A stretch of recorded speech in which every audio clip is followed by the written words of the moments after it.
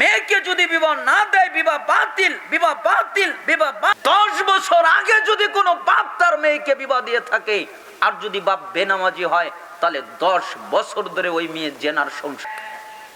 বলেন তো মেয়েকে বিবাহ দিবে কে? বাপ।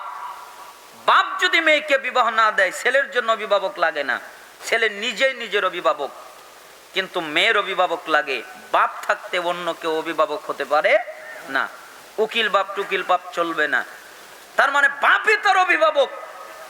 কিন্তু বাপ মেয়েকে যদি বিবাহ না দেয়, বিবাহ বাতিল, বিবাহ বাতিল, বিবাহ বাতিল।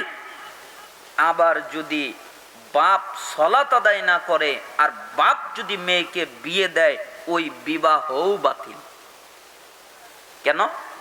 বাপ সালাত আদায় করে নাই, বাপ কাফের, বাপ মুশরিক। 10 বছর আগে যদি কোনো বাপ তার মেয়েকে বিবাহ দিয়ে থাকে, আর যদি বাপ বেনামাজি হয়, তাহলে 10 বছর ধরে ওই মেয়ে জেনার সংসার করছে। যতগুলো সন্তান হয়েছে সবগুলো অবৈধ। কেন? বিয়েই তো হয় নাই, সংসার করবে কি করে? অতএব সতর্ক থাকবেন। যেই ছেলে সালাত আদায় করে না, ওই ছেলের সাথে আপনার মেয়ে যদি নামাজ আদায় করে, নামাজি মেয়েকে বিবাহ দিবেন না। কেন? বেনামাজির সাথে বিবাহ দিলে বিবাহ হবে না, বিবাহ বাতিল, বিবাহ হারাম, বিবাহই হবে না। বাংলাদেশের মানুষ একটু চালাক। কেন? এরা নামাজি লোক খোঁজে না, এরা খোঁজে হলো কার চাকরি সরকারি আর কার টাকা বেশি। ঠিক না? তো সরকারি চাকরি হলেই হলো, তুই নামাজ পড়লেই কি আর না পড়লেই কি। আর গর্ব করে আমাদেরকে বলবে, হুজুর আমার জন্য দোয়া করবেন, আমার 3 জান্নাত।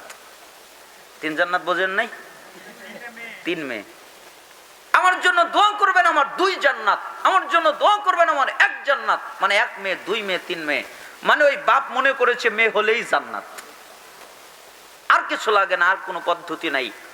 অথচ রাসূল সাল্লাল্লাহু আলাইহি সাল্লাম এই বাক্য জীবনে বলেননি, কোন হাদিসে বলেননি। এটা বিকৃত কথা। হাদিসে কি বলেছেন? তিনি বলেছেন যার 3টা মেয়ে হলো, অথবা 2টা মেয়ে হলো, অথবা 1টা মেয়ে হলো, তাকে উত্তম ভাবে লালন পালন করলো।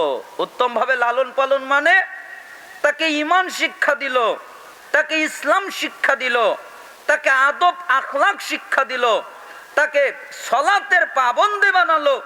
এরপরে ঈমানদার পাত্রের হাতে উঠিয়ে দিল, ঈমানদার পাত্রের হাতে বিবাহ দিল। এটা হলো উত্তম ভাবে লালন পালন। এই কাজ করলো, তার দায়িত্ব শেষ। এখন 2টা মেয়ে হলে 2টা জান্নাত, 1টা মেয়ে হলে 1টা জান্নাত, 3টা মেয়ে হলে 3টা জান্নাত। ও চাচা, আপনি তো ঈমানদার পাত্রের হাতে উঠিয়ে দেননি, আপনি তো বেঈমানের হাতে উঠিয়ে দিয়েছেন। জান্নাত তো দূরের কথা, ফেরেশতারা রেডি আছে আপনাকে পিটার জন্য, খালি মরেন।